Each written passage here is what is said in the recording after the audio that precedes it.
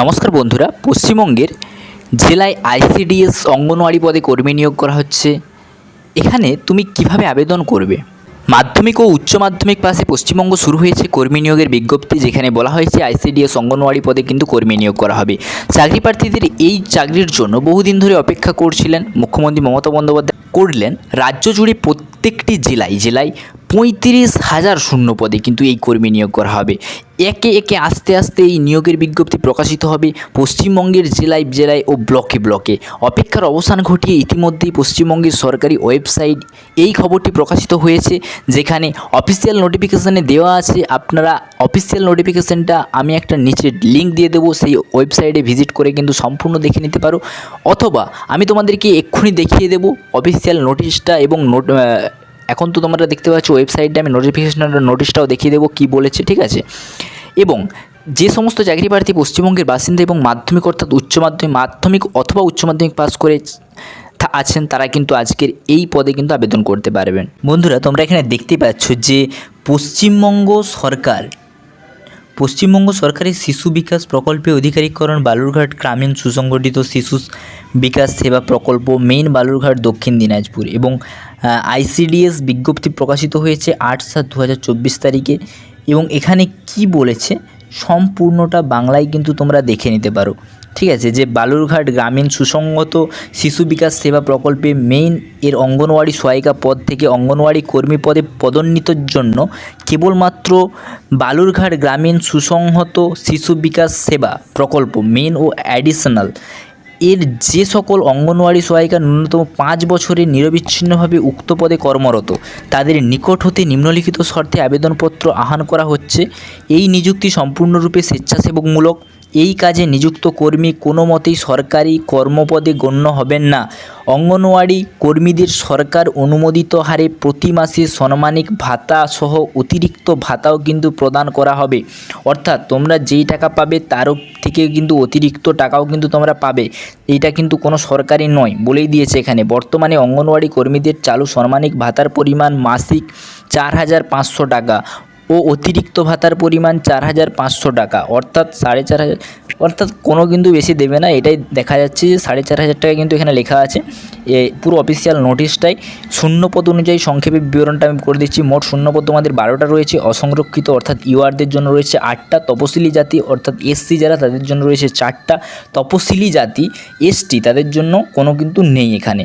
এবং আবশ্যিক শর্তাবলী কী তোমাকে শর্ত মেনে চলতে হবে না। ন্যূনতম শিক্ষাগত যোগ্যতা, অর্থাৎ প্রথমে যোগ্যতাটা কী চাই দেখে নিই। বিজ্ঞপ্তির তারিখ ভিত্তি করে অঙ্গনওয়াড়ি কর্মী পদে পদোন্নীত আবেদনকারীর অঙ্গনওয়াড়ি সহায়িকা পদে যোগদানের তারিখ হচ্ছে 1/8/2022 পূর্বে হলে যে কোনো স্বীকৃত বোর্ড থেকে মাধ্যমিক বা সমতুল্য পরীক্ষা উত্তীর্ণ হতে হবে। সাধারণ তপশিলি জাতি, তপশিলি উপজাতি সকলের ক্ষেত্রেই প্রযোজ্য। আবেদনকারী অঙ্গনওয়াড়ি সহায়িকা পদে যোগদানের জন্য 1/8/2022 বা তার পরে হলে যে কোনো স্বীকৃত বোর্ড থেকে উচ্চ মাধ্যমিক বা সমতুল্য পরীক্ষায় উত্তীর্ণ হতে হবে। অর্থাৎ তুমি যদি 22 সালের পরে যদি পরীক্ষা দাও, উচ্চ মাধ্যমিক পাস করলে কিন্তু তুমি এখানে আবেদন করতে পারবে। এবং উচ্চতর শিক্ষাগত যোগ্যতা প্রার্থীপদের ক্ষেত্রে কোনো অন্তরায় হবে না। অর্থাৎ তুমি যতদূর পর্যন্ত পরিচালনা করো তুমি এখানে কিন্তু আবেদন করতে পারবে।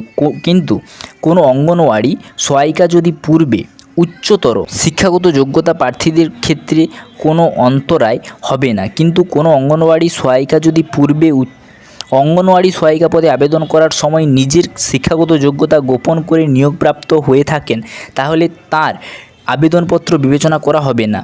প্রার্থীকে মৌখিক পরীক্ষার আগে এই মর্মে ফেনামা দিতে হতে পারে। অর্থাৎ তোমাকে মৌখিক পরীক্ষা দেবে, তার আগে কিন্তু এটা সম্পূর্ণ তারা ভালোভাবে দেখার পরে কিন্তু তুমি এখানে আবেদনটা করতে পারবে বা তোমাকে চাকরিটা দেবে। বয়স কত হতে হবে? 1/7/2024 তারিখের ভিত্তি করে 65 বছর বয়স পর্যন্ত কিন্তু সকলে আবেদন করতে পারবে। ন্যূনতম 5 বছরের নিরবিচ্ছিন্ন সহায়িকা পদে কাজ করেছেন এমন ব্যক্তিগণ আবেদনও করতে পারেন। তবে অবসরপ্রাপ্ত ব্যক্তিগণ এক্ষেত্রে আবেদন করতে পারবেন না। অর্থাৎ যারা কাজ করে কিন্তু অবসরপ্রাপ্ত হয়ে গেছে তারা কিন্তু এখানে কাজ করতে পারবেন না বা আবেদন করতে পারবেন না, বা ভবিষ্যতে নিয়োগপ্রাপ্তও হবেন না। স্থায়ী বাসিন্দা সংক্রান্ত শর্ত, অর্থাৎ স্থায়ী বাসস্থান সংক্রান্ত প্রমাণপত্র হিসাবে প্রার্থীর অবশ্যই ভোটার কার্ড চাই, বিবেচনা করা হবে। ভোটার কার্ডটা বিবেচনা করা হবে। যদি কোনো প্রার্থীকে ভোটার কার্ড না থাকে তাহলে সেই প্রার্থীর স্থায়ী বাসিন্দা হওয়ার প্রমাণপত্র হিসাবে প্রার্থীকে কিন্তু দেওয়া সংশ্লিষ্ট লোকসভা সদস্য, জেলা সভাপতি, সংশ্লিষ্ট এলাকার বিধায়ক, জেলা শাসক, অতিরিক্ত জেলা শাসক, সংশ্লিষ্ট মহকুমা শাসক, সংশ্লিষ্ট পঞ্চায়েত সমিতির সভাপতি, সংশ্লিষ্ট সমষ্টি উন্নয়ন অধিকারক, সংশ্লিষ্ট গ্রাম পঞ্চায়েতের প্রধান, সংশ্লিষ্ট পৌরসভা চেয়ারম্যান, সংশ্লিষ্ট পৌরসভার কাউন্সিলর কর্তৃক প্রদত্ত সচিত্র শংসাপত্র বিবেচিত হবে। প্রসঙ্গপ্রাপ্ত যে কোনো সকল নির্বাচিত প্রার্থীকে তার পদে যোগদান করার আগে অবশ্যই তার ভোটার কার্ড পেশ করতে হবে। অর্থাৎ তোমার ভোটার কার্ড কিন্তু এখানে অবশ্যই চাই, অন্যথায় তার নিয়োগ যোগদান গৃহীত অনুমোদিত হবে না। অর্থাৎ না হলে তুমি কিন্তু এখানে আবেদন করতে পারবে না, সরাসরি বলে দিয়েছে। প্রার্থীকে অবশ্যই এই সুসংহত শিশু বিকাশ সেবা প্রকল্পে অন্তর্ভুক্ত এলাকার স্থায়ী বাসিন্দা হতে হবে। অর্থাৎ আবেদনকারীকে বালুরঘাট পঞ্চায়েত সমিতির অন্তর্গত যে কোনো গ্রাম পঞ্চায়েতের বালুরঘাট পৌরসভার স্থায়ী বাসিন্দা হতে হবে। এবং এখানে অভিজ্ঞতা 1/7/2024 তারিখের ভিত্তি করে প্রার্থীর অভিজ্ঞতা সময়সীমা নিম্নরূপ হয়েছে। অর্থাৎ এখানে দেখো পরীক্ষাটা বলে দিয়েছে। সকল আবশ্যিক শর্ত পূরণ সাপেক্ষ যোগ্য আবেদনকারী পরীক্ষার মাধ্যমে নির্বাচিত করা হবে। সবাইকে কিন্তু পরীক্ষা দিতে হবে। মোট তোমাদের 50 নম্বরের পরীক্ষা হবে, যাতে লিখিত পরীক্ষা হবে 35 নম্বরের। অভিজ্ঞতার ক্ষেত্রে সর্বোচ্চ 10 নম্বরের। 1/7/2024 তারিখের সর্বাপেক্ষ 8 বছর বা তার ঊর্ধ্বে নিরবিচ্ছিন্নভাবে সহায়িকা পদে কাজ করলে 5 নম্বর এবং 11 বছর বা তার ঊর্ধ্বে নিরবিচ্ছিন্নভাবে সহায়িকা পদে কাজ করলে 10 নম্বর ও মৌখিক 5 নম্বর। এক্ষেত্রে নিয়োগের পূর্বে নিম্ন স্বাক্ষরকারী করণ থেকে প্রার্থীরা কাজের অভিজ্ঞতা যাচাই করে নেওয়া হবে। যাচাই প্রক্রিয়ায় ব্যর্থ হলে সেই প্রার্থীকে অঙ্গনওয়াড়ি কর্মী পদে কিন্তু নিয়োগ করা হবে না, সে বাতিল হয়ে যাবে। এবং পাটিগণিত 10ম শ্রেণীর মানের কিন্তু 10 নম্বর থাকবে সেখানে। পুষ্টি, জনস্বাস্থ্য, নারীর সামাজিক অবস্থান বিষয়ক প্রশ্ন সেখানে 10 নম্বরের থাকবে। ইংরেজি ভাষা 10ম শ্রেণীর মানের 10 নম্বরের থাকবে। সাধারণ জ্ঞান 5 নম্বরের কিন্তু থাকবে, যেটা হচ্ছে জেনারেল নলেজ। ইংরেজি ব্যতীত বাকি সকল প্রশ্ন বাংলায় হবে। সকল প্রশ্ন হবে মাল্টিপল চয়েস ধরনের। লিখিত পরীক্ষা হবে 1 ঘন্টার। লিখিত পরীক্ষার ক্ষেত্রে কোনোরূপ ন্যূনতম যোগ্যতা নির্ধারক নম্বর থাকবে না। লিখিত পরীক্ষা বা মৌখিক পরীক্ষার অনুপস্থিতি থাকলে সেই প্রার্থীকে অযোগ্য বলে বিবেচিত হবে। অর্থাৎ তুমি যদি মৌখিক পরীক্ষা এবং লিখিত পরীক্ষা না দাও এবং তুমি যদি তারপরে আসো যে আমি এটা আবেদন করেছিলাম চাকরিটা পেতে, তাহলে কিন্তু তোমাকে সেখানে নেবে না, তোমাকে বাতিল করা হবে। লিখিত পরীক্ষা প্রাপ্ত, মৌখিক প্রাপ্ত পরীক্ষায় অভিজ্ঞতার নিরীক্ষে প্রাপ্ত মোট নম্বরের ভিত্তিতে চূড়ান্ত মেধা তালিকা প্রস্তুত করা হবে। লিখিত পরীক্ষা ও মৌখিক পরীক্ষার তারিখে প্রবেশপত্রের অর্থাৎ যেটা অ্যাডমিট কার্ড মাধ্যমে প্রার্থীদের জানানো আবেদনকারীর প্রার্থীর লিখিত পরীক্ষার উপস্থিত হবে, তবেই তাকে মৌখিক পরীক্ষায় কিন্তু ডাকা হবে। সংরক্ষণ সংক্রান্ত শর্তাবলী। সংরক্ষিত পদের প্রার্থীদের জন্য নির্দিষ্ট শংসাপত্র উপযুক্ত কর্তৃপক্ষ দ্বারা প্রদত্ত হতে হবে। মৌখিক পরীক্ষার পূর্বে শংসাপত্রের আসল দাখিল করতে হবে। শংসাপত্রের জন্য আবেদন জমা দেওয়া রসিদ গ্রাহ্য করা হবে না। মৌখিক পরীক্ষার পূর্বে সংরক্ষণ সংক্রান্ত উপযুক্ত নথি জমা না করা হলে ওই প্রার্থীকে কিন্তু অসংরক্ষিত পদের জন্য বিবেচিত করা হবে।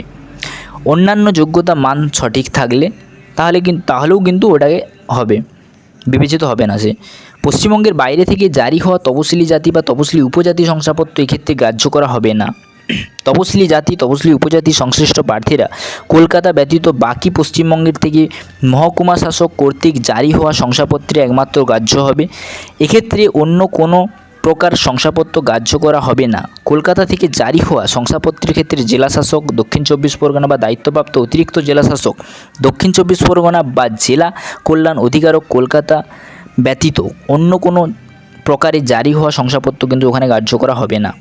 এবার দেখব যে আবেদন সংক্রান্ত শর্তাবলী। আবেদন শুরু করা হবে 9/7/2024 তারিখ থেকে এবং আবেদন শেষ করা হবে 2/8/2024 তারিখ। আবেদনপত্রের সঙ্গে প্রদত্ত নথি কী চাই না, সাম্প্রতিক সময়ে আবেদন করার তারিখ থেকে 6 মাস পূর্বের সময়ের মধ্যে তোলা প্রার্থীর একটা রঙিন পাসপোর্ট সাইজের 3 কপি ছবি চাই।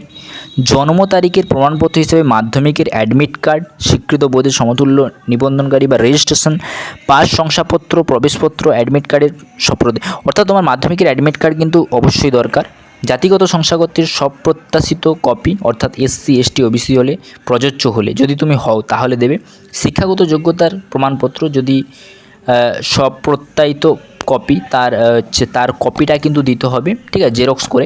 স্থায়ী বাসিন্দা সচিত্র শংসাপত্র, এটা হচ্ছে আসল অর্থাৎ মূল নথি তোমার জমা দিতে হবে, যেটা হচ্ছে অরিজিনাল ওটাই কিন্তু সেখানে নেবে। আবেদনকারীর সহকারী সহায়িকা পদে যোগদানের নিয়োগের ক্ষেত্রে সপ্রত্যায়িত নকল এবং নিজের ঠিকানা লেখা 5 টাকার মূল্য ডাক টিকিট লাগানো 3টি খাম, এটা কিন্তু তোমাকে দিতে হবে। এবং তোমাদের এখানে একটা দেখো বিদ্রোহ বলে লেখা আছে, এখানে কিন্তু সমস্ত শর্তাবলীও লেখা রয়েছে, দেখতে পাচ্ছ। এই শর্তাবলীগুলো তোমরা কিন্তু ভালোভাবে মানবে, কিন্তু আমি যদি বলতে চাই অনেক বড় হয়ে যাবে। তোমরা কিন্তু এটা সম্পূর্ণ বাংলায় নোটিশটা দেওয়া আছে, তোমরা হচ্ছে বাংলায় ওয়েবসাইট থেকে ভিজিট করে এটা ডাউনলোড করে কিন্তু তোমরা দেখে নিতে পারো। তো তার ফর্মটা কিন্তু সম্পূর্ণটা এরকম হবে, main form number, date, official use only. এখানে একটা তোমাদের সাম্প্রতিক ছবি দিতে হবে, অঙ্গনওয়াড়ি কর্মী পদের জন্য আবেদনপত্র, এটা তোমাদের আবেদনের ফর্মটা হবে, দেখে নিতে পারছো। যে প্রথমে নাম দিবে, বাংলায় লিখবে, তারপরে ইংরেজিতে পিতা বা মাতা বা তোমার স্বামী যে থাকুক না কেন তার সাইন করবে, ঠিক আছে। গ্রাম, পোস্ট, থানা, জন্ম তারিখ সম্পূর্ণ কিন্তু এখানে দেবে।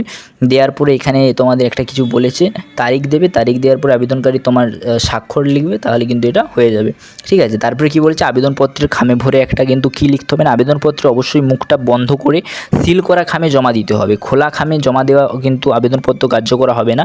মুখ বন্ধ সিল করা খামের বাইরে উল্লিখিত আবেদনকৃত পদ ও তথ্যের সঙ্গে মূল্য আবেদনপত্রের পদ ও তথ্য না মিললে আবেদনপত্র বাতিল হবে। অর্থাৎ তুমি যদি সেখানে তোমার ঠিকানাটা যদি অন্য দিয়ে দাও বা সেখানে যদি তারা কোনো কিছু বুঝতে না পারে, তাহলে কিন্তু সেটা তোমার বাতিল করা হবে, সেটা কিন্তু গ্রাহ্য করবে না। এবং আবেদনপত্র সহ মুখবন্ধ সিল করা খামের উপরে বিবরণ নিম্ন বর্ণিত পদ্ধতি কিন্তু লিখে রাখতে হবে। দেখো, যেমন এখানে একটা এক্সাম্পল তোমাদেরকে দিয়ে দিয়েছি, যেমন এইরকমভাবে তোমাদেরকে লিখতে হবে, যেমন প্রেরক এবং প্রাপক। অর্থাৎ তোমার যে প্রেরক মানে তুমি হচ্ছে যাকে পাঠাচ্ছ, এখানে তুমি তোমার নিজের নাম লিখবে, তোমার গ্রাম, পোস্ট, থানা, ঠিক আছে। এইগুলো হচ্ছে তুমি তোমার সব কিছু তোমার দেবে। এবং ডান দিকে লিখবে যে প্রাপক শিশু বিকাশ প্রকল্প অধিকারক, যেরকম লেখা আছে এটাই লিখবে, দিয়ে লিখবে বালুরহাট, দক্ষিণ দিনাজপুর, দিয়ে পোস্ট অফিসের মাধ্যমে কিন্তু তোমরা সেখানে সেন্ড করে দিতে পারো। এখানে সম্পূর্ণটা বলা রয়েছে যে তারপর 5 টাকা মূল্যের ডাক টিকিট লাগাতে হবে, 3টি খামের উপরে কিন্তু লিখতে হবে। তোমরা ভালোভাবে এখানে দেখে নেবে নোটিশটা, না হলে কিন্তু তোমরা হবে না।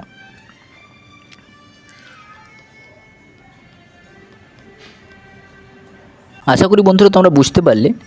আজকের এই নোটিশটা সম্পূর্ণ তোমাদের কাছে ভালোভাবে আমি ডিসকাস করলাম পুরো নোটিশ অনুযায়ী। ভিডিওটা বড় হয়েছে, পরবর্তীকালে আরও নতুন নতুন চাকরি সংক্রান্ত আপডেট পেতে অবশ্যই চ্যানেলটা সাবস্ক্রাইব করে রাখবে। Thanks for watching. SMA to family. Jai Hind.